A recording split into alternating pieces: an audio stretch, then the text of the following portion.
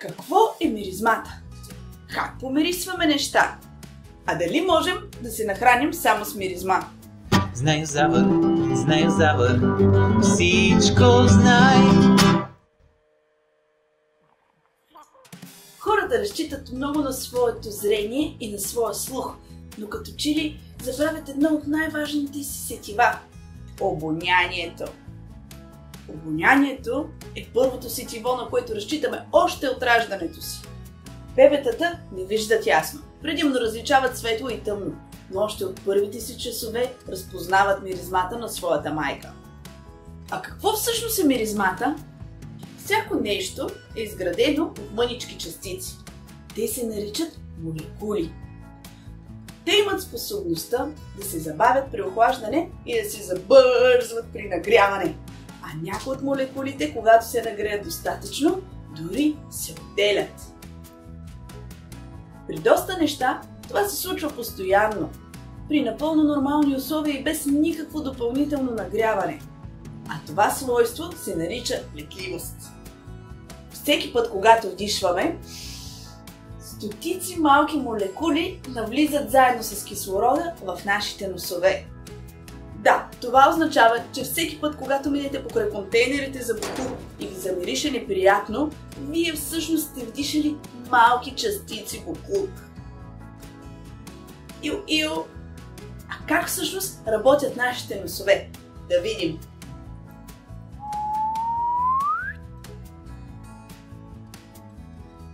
В обонятелната област на носната пухина са разположени множество рецептори. Те регистрират попадналите с въздуха молекули и изпращат сигнал до мозъка. В предната част на мозъка се регистрира каква точно е миризмата. А друга част от сигнала отива в лимбичната система. Тя отговаря за емоциите и спомените ни. Затова много често определени миризми могат да събудят в нас стари спомени. Рецепторите в носа ни са толкова много, че могат да регистрират над 1 трилион миризми. Това е едно с 12 нули отзад. Въпреки всичко казано до тук, трябва да си има предвид, че човек има доста закърняло обоняние в сравнение с това на животните. Кучетата, например, могат да усетят миризмата на човек 24 часа след преминаването му през дадено място. Но да си дойдем на въпроса. Можем ли да се нахраним само с миризма? За жалост, молекулите, които вдишваме, са трилиони пъти по-малко от молекулите дори в една хапка храна. Ако седнем и миришем храната си,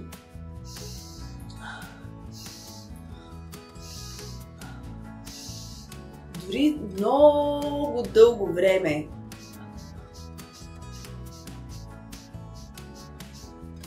зави ми се свят! Енергията, която ще си набавим, е пъти по-малка от енергията, която ще изразходваме. А дали изобщо си набавяме енергия при помирисване? За да си отговорим на този въпрос, трябва да разберем как преглъщаме. В гърлото ни има специална клапа, която се нарича фарингс.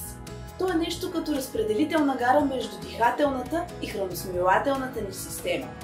Точно преди да преглътнем, той се отваря и изпраща храната надолу по хранопровода. А когато помиришем нещо, фарингсът не се задейства и вдишаните молекули няма как да попаднат в храносмилателната система. Така те няма да бъдат обработени и няма как да ни дадат енергия. Така че само с мирисане не става. Трябва си и ядене.